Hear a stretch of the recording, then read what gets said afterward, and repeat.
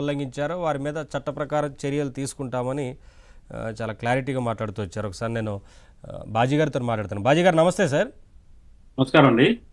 బాజీ గారు ఏం చెప్తారు? చాలా క్లారిటీగా రాష్ట్ర యొక్క అభివృద్ధి గురించి మాట్లాడారు, అలాగే వైసీపీ చేస్తున్న రాజకీయాల గురించి మాట్లాడారు, అలాగే భవిష్యత్ ప్రణాళికల విషయం గురించి కూడా మాట్లాడారు. ఏంటి సార్ మీ రెస్పాన్స్ ఏంటి? మీరు ఎలా రెస్పాండ్ అవుతారు? ముందుగా మీకు, మన ఈగల్ వీక్షకులకి, అట్లాగే ప్యానల్లో ఉన్న పెద్దలకి అందరికీ కూడా నమస్కారం అండి. గుడ్ ఆఫ్టర్నూన్ అందరికీ. అయితే లోకేష్ గారు ఇందాక సార్ చెప్పినట్టుగా, బండారు రామ్మోహన్ గారు చెప్పినట్టుగా, ఆయన గతంలో కంటే పోలిస్తే చాలా మెచ్యూర్డ్గా ఆయన ప్రసంగాలు ఉంటున్నాయి. అట్లాగే సబ్జెక్ట్ వైడ్గా ఉంటున్నాయి, ప్రాక్టికాలిటీతో మాట్లాడుతూ ఉన్నాడు. అది ఇట్స్ ఎ గుడ్ సైన్ రాష్ట్రానికి. మరి వాళ్ళు పరిపాలనలో ఉన్నారు కాబట్టి రాష్ట్రానికి శుభసూచికగా భావించవచ్చు. ఎందుకంటే ఇవాళ చాలా కీలకమైన పరిపాలనా విధానాలలో మరి లోకేష్ గారే నిర్ణయాలు తీసుకుంటా ఉన్నారు, నడుపుతా ఉన్నారు. బ్యాక్ టు ది స్క్రీన్ లో ఆయన తెర వెనుక లోకేష్ గారి పాత్ర చాలా ఉంది. ఎందుకంటే చంద్రబాబు నాయుడు గారు మరో నేషనల్ లెవెల్, ఇంటర్నేషనల్ లెవెల్ పాలసీలలో కానివ్వండి, పెట్టుబడులను ఆకర్షించడంలో కానివ్వండి, విధానపరంగా కొత్త ఆలోచనలు చేయడంలో బిజీగా ఉన్నప్పటికీ కూడా స్టేట్ అడ్మినిస్ట్రేషన్ లో మాత్రం లోకేష్ గారు తన మార్కు చూపించుకుంటూ వెళ్తున్నారు నిస్సందేహంగా.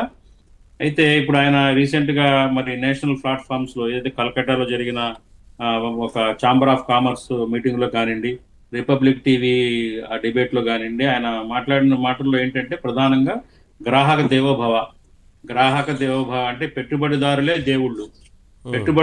దేవుళ్ళు అనే విధానంలో ఆయన మాట్లాడటం అనేది జరిగింది.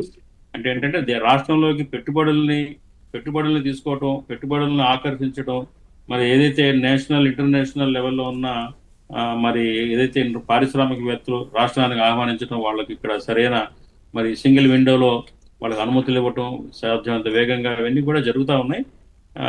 కాకపోతే ఏంటంటే ఇక్కడ మనం చూడాల్సింది మీరు పెట్టిన ఏదైతే సబ్జెక్ట్లో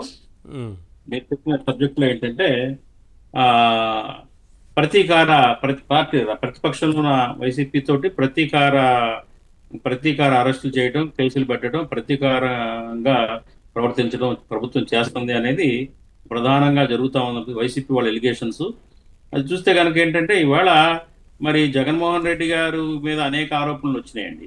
జగన్మోహన్ రెడ్డి గారు ఒకటా రెండా చాలా లిక్కర్ స్కామ్ నుంచి ఇసుక స్కామ్ వరకు, అట్లాగే మరి పాలసీల్లో తీసుకున్న నిర్ణయాలు కానివ్వండి, అనేకమైన మరి తిరుపతి లడ్డు కేసులు కానివ్వండి, మరి ఆయన పరిపాలనలో 5 ఏళ్ల కాలంలో జరిగిన అవకతవకల గురించి అనేకం వెలుగు చూస్తూ ఉన్నాయి. కానీ ఎక్కడా కూడా ఎప్పుడు దేని మీద కూడా సీరియస్ యాక్షన్ లేదు ఇప్పటి వరకు కూడా. మరి అది ఎందుకు జరుగుతుందా, లేకపోతే ఏదైనా అర్థం కాదు. ప్రజలందరూ కూడా చర్చించుకుంటా ఉన్నారు. ఇన్ని ఆరోపణలు వస్తున్నాయి. మరి లిక్కర్ స్కామ్ 1000 కోట్లు కాజేశారన్నారు. అట్లాగే ఇవన్నీ ఎందుకని చర్యలు తీసుకోవట్లేదు, అరెస్టులు ఎందుకు చేయటం లేదు? మరి డైరెక్ట్ గా ఇప్పుడు చంద్రబాబు నాయుడు గారు స్కిల్ డెవలప్మెంట్ కోర్సులో కానీ దాంట్లో అరెస్ట్ చేశారు, జైల్లో పెట్టారు. మరి ఆ రకంగా ఏంటంటే ఇవాళ అంతకంటే తీవ్రమైన కేసుల్లో జగన్మోహన్ రెడ్డి గారు ఇరుక్కున్నారు. చాలా తీవ్రమైన కేసుల్లో మరి ఉన్నప్పుడు ఎందుకని డైరెక్ట్ టచ్ చేయలేకపోతున్నారు? కారణాలు ఏంటి? ప్రజల నుంచి ఆయన అభిమానం వ్యతిరేకత వస్తుందనా ఏంటి? ఎందుకని జరగట్లేదని ప్రజలు చర్చించుకుంటా ఉన్నారు. ఇది మాత్రం కొంచెం అసంతృప్తికరమైన అంశమే. కాకపోతే ఏంటంటే ఇక అన్ని ఇప్పుడు విచారణ దశలోనే ఉన్నాయి కదా. ఒకవేళ అమరావతి అంశంలో 28 వరకు ప్రధాన బిల్డింగ్లు ఏదైతే ఉన్నాయో అసెంబ్లీ, హైకోర్టు, సెక్రటరియట్ పూర్తి చేస్తామన్నారు. అలాగే 76 ప్రాజెక్టులు వాళ్ళ పనులు జరుగుతూ ఉన్నాయి. ఈ 76 ప్రాజెక్టుల మీద కూడా అన్ని కూడా అవినీతి జరుగుతూ ఉందని వైసీపీ ఆరోపిస్తూ ఉంది. దీంట్లో కమిషన్లు 10%, 15% కమిషన్లు పోతున్నాయి.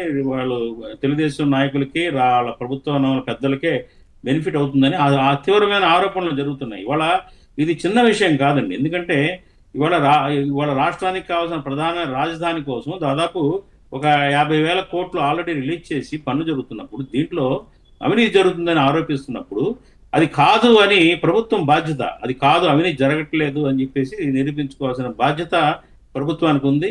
అందుకే మేము కాంగ్రెస్ పార్టీ తరఫున ఏమంటామంటే, మేము అమరావతిని స్వాగతిస్తా ఉన్నాము. అమరావతి నిర్మాణం జరగాలి, పెట్టుబడులు రావాలి.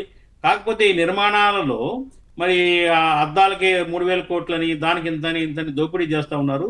ఈ చిన్న 4,000తో పోయే స్క్వేర్ ఫీట్ కన్స్ట్రక్షన్ కాస్ట్ ని 18,000 17,000 వరకు తీసుకెళ్తా ఉన్నారు. ఇక్కడ చాలా అవినీతి జరుగుతుంది అని మాట్లాడుతున్నారు. కాబట్టి మేమేమంటామంటే సోషల్ ఆడిట్ చేయించండి.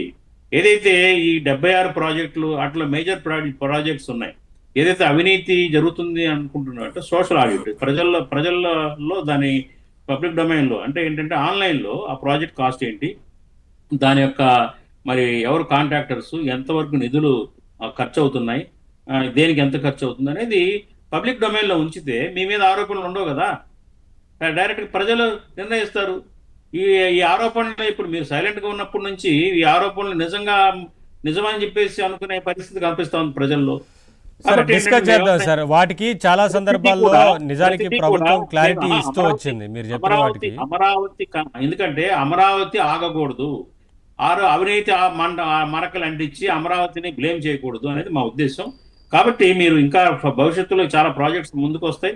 ఆ ప్రాజెక్ట్స్ కానీ ఇప్పుడు జరుగుతున్న ప్రాజెక్ట్స్ గురించి కూడా ఒక శ్వేతపత్రం లాంటిది రిలీజ్ చేయడం, ఎప్పటికప్పుడు పబ్లిక్ ప్రజలకి అందరికీ అందుబాటులో ఉండేటట్టు వీలైతే ఒక కాక్ లాంటి ఒక ఆడిట్ రిపోర్ట్ సంస్థతోటి ఆడిట్ చేయించి పెట్టడం చేస్తే ట్రాన్స్పరెంట్ గా ఉంటుంది.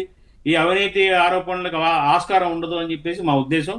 ఇకపోతే ఏంటంటే ఈ ప్రతీకార దాడులు, ప్రతీకార అరెస్టులు ఈ విషయంలో గత ప్రభుత్వంలో కూడా మరి చాలా అరెస్టులు జరిగినాయి. మరి వీళ్ళందరూ అవినీతి చేస్తా లేకపోతే దుర్మార్గాలు చేస్తా ఉంటే మరి చట్టబద్ధంగా చర్యలు తీసుకోవాలి కానీ ఊరుకుంటే ఎట్లా? ఇప్పుడు దేనికి భయపడతా ఉన్నారు?